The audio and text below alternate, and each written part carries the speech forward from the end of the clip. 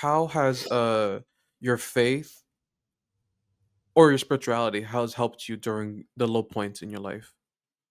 So I will tell my story. So when I went through with my suicide attempt, I went ahead and I took pills behind the theater off of Airport Road. When I woke up, I was at the ER. My mom was there, my grandmother was there, and my sister. My dad, I heard he was actually in the waiting room waiting. When I woke up, I remember the doctors asking me, do you know why you're here? And I said, yes. And the doctor said, you know, do you remember what you did? And I said, yes. And he said, I need to ask you something. Do you want your mom to step out? And I said, no. I shook my head because at that point I was basically tubed up. So I was just responding with just head nods, because they had to pump out my stomach. I had taken all of my mom's um, pain medication.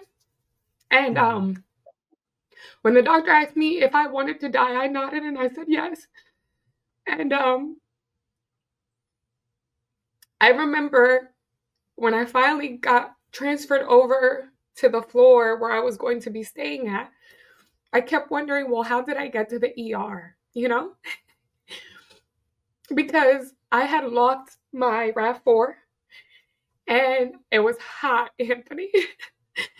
And I sat in the car and I started taking my pills one by one until I can feel my breath slowing down. And that was the last thing I remember. And when I woke up, I was in the ER.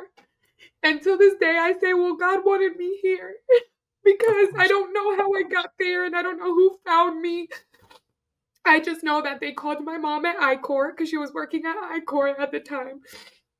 And she got there and she said, they told me you were here and that they found you unconscious and it seems like it was an overdose. They had pumped your stomach.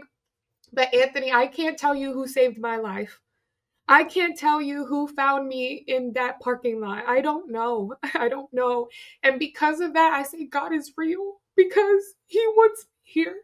Because if He didn't, then I wouldn't have made it to the ER. I purposely chose a place where nobody would even think to look for me. And somehow I'm still here. So my faith has grown tremendously after that experience, which is why I started going to church. And, you know, recently I haven't been going to church, but I was somebody who was going to church every Sunday. And ever since that experience, I held on to God very, very much. And it's the reason why I say, okay, I'm supposed to live.